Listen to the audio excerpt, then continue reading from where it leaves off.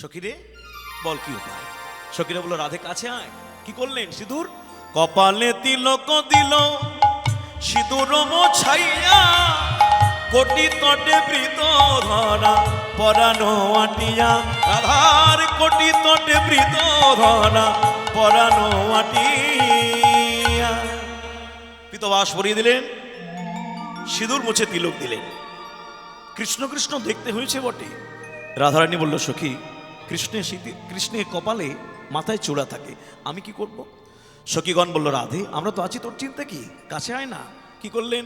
মস্তকে বাঁধিল চূড়া, রাধারানীর মাথায় চূড়া বেঁধে দিলেন। সিকি পুচ্ছ তাই কৃষ্ণের চূড়াতে বাম দিকে ময়ূর পুচ্ছ, ঠিক একই ভাবে রাধারানীর মাথায় চূড়া দিয়ে বাম দিকে ময়ূর পুচ্ছ দিলেন। রাধারানী চরণে নূপুর বনিয়ে দিলেন। মাথার চূড়া পায়ের নূপুরে দ্বন্দ্ব চিরকাল।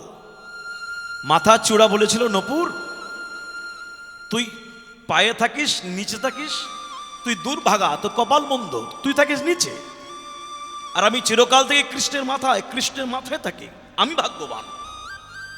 নূপুর বলছে ভাই আমি থাকি পায় তাই আমি দুর্ভাগা, তুই থাকিস কৃষ্ণের মাথায়, তুই ভাগ্যবান। আচ্ছা বলতো কে ভাগ্যবান, তুই না আমি? তুই বিচার করেছিস কেন?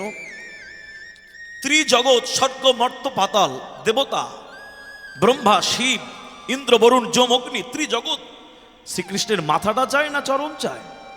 সবাই তো ভগবানের চরণ চায়।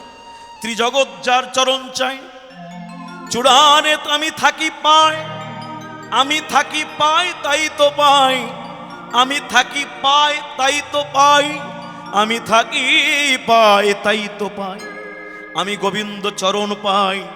শোন চূড়া, উপরে আছিস বলে অহংকার করিস না। মানুষ যত উপরে থাকুক না কেন সারা জীবন মৃত্যুর পরে তাকে নিচে নামতেই হবে। প্রাণের কীর্তন।